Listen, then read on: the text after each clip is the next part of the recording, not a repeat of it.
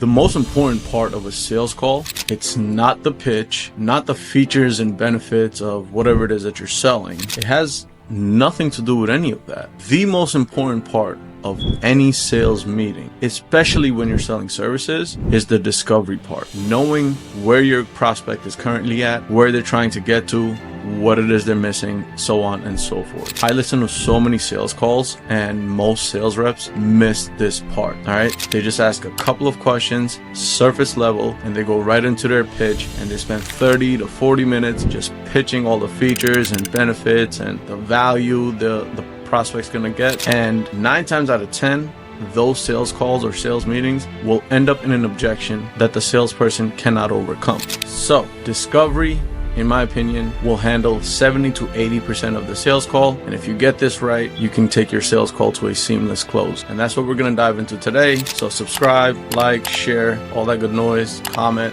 and let's dive in. All right. So now there's no one way of running a sales call or meeting before all the sales trainers and coaches try to bite my head off. There's multiple ways of running it. And honestly, in my opinion, depends on the offer. Some you can be direct, some indirect. This is a basic version of a discovery, what you need to do throughout almost every call, depending on the structure, depending on the offer. You can play around with it, but this is the baseline of discovery. All right. In some scenarios, the call can be short and direct. In others, depending on the level of friction and filters the lead has actually gone through prior to talking to the closer, the call might be 45, 60 minutes and might be a multiple call close, could be one call close, so on and so forth. Either way, discovery is the most important part of a sales call or a sales meeting. Doing a proper discovery will skyrocket your chances of finding out true reasons why the prospect is here. That's what we're trying to do. We're trying to find the truth, what specifically they're looking for, if and how you can actually help them. Eliminate some of the objections that come up prior to the end instead of battling out in the end. And then it's sales. End of the day, you're still going to have some objections at the end. You have to have the ability to hit them as well, but that's not our focus here today, just discovery. First and foremost, your intro and frame. You want to find out what actually brought them to the meeting in the first place. So, prospect, Mr. Prospect, if you can give me a high-level overview of yourself and what brought you to this meeting in the first place, and feel free to include anything you think will help us make this call as productive as possible. And they tell you want to get the main couple of points that brought them to the call. Next, you want to find out what their intentions for this particular meeting are. So, gotcha. And in your own words, what were you hoping to get out of this meeting today? Excuse me.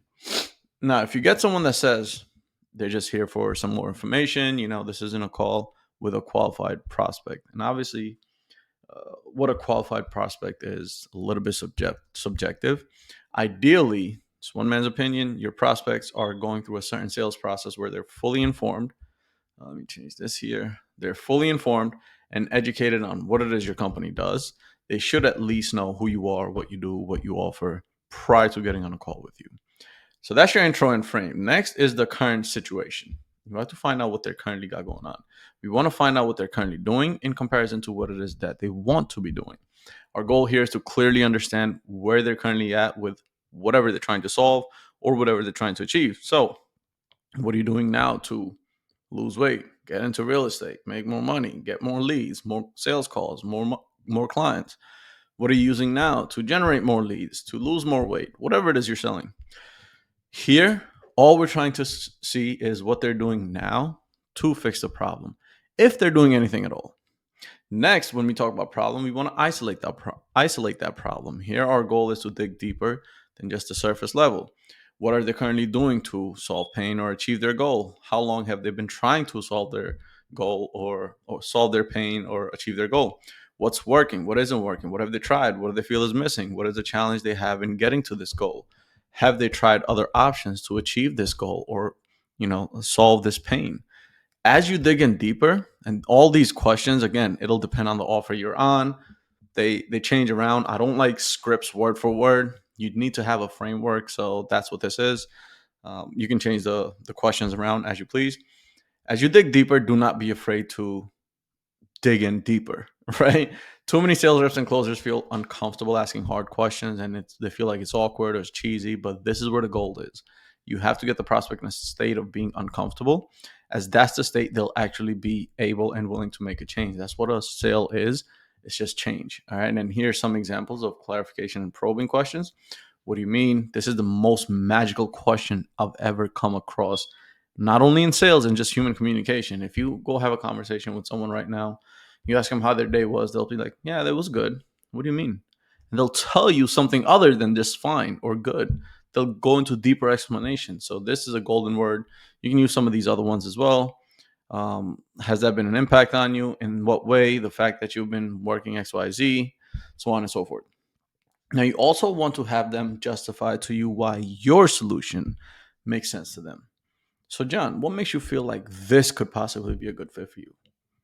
Right. And then they'll tell you. And if they tell you, I don't know if this is going to be a good fit for me, okay, now you know what kind of prospect you're dealing with. They're not even sure. Right. Not only are they telling you this, but they're also telling themselves. Okay. Next is desired situation. Now that we know what their current situation is, we've isolated their exact problem and what's kept them stuck at the current situation. It's time to find out what exactly it is that they're looking for. So, what's the ultimate goal with this? Cool. Next, we want a future page. Let's say we hit this goal. What happens for you? What would that actually do for you? So, let's propose for a minute. We started working together and you were able to lose X amount of weight, make X amount of money, get into real whatever it is that you're selling. What would that actually do for you? You want to put them in a position where what does getting that result that they're looking for, what does that do for them? What is the domino effect of them getting this result that they came to you for? All right. Following that, you want to hit them, find out the consequence. So, John, I'm curious, why not just continue doing whatever you were doing before we started talking, or whatever the logical path would be that most of your prospects would take, or whatever the typical path of whatever most of your prospects are taking?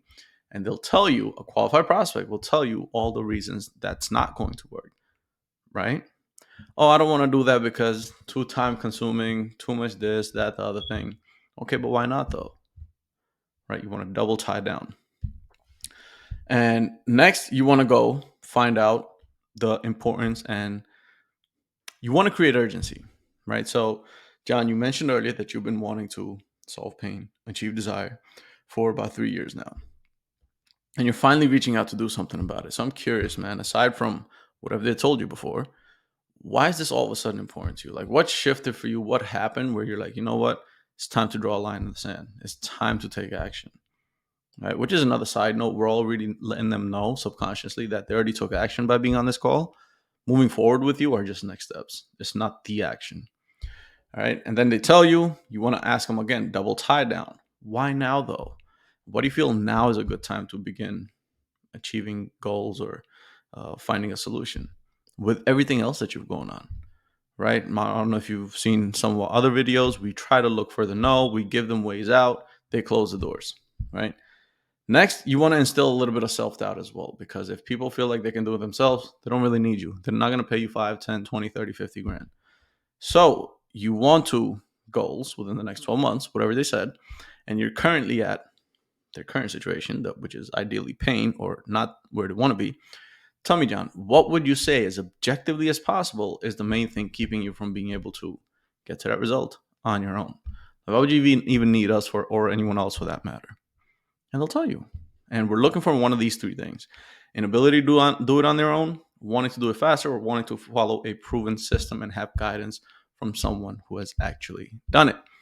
Now, some support questions, these are just to avoid the partner objection. Occasionally it'll still come up. You want to find out if they're married, what the spouse thinks about this transition or about this change, or whether or not are they even supportive of you, or whether or not do they even know you're on this call.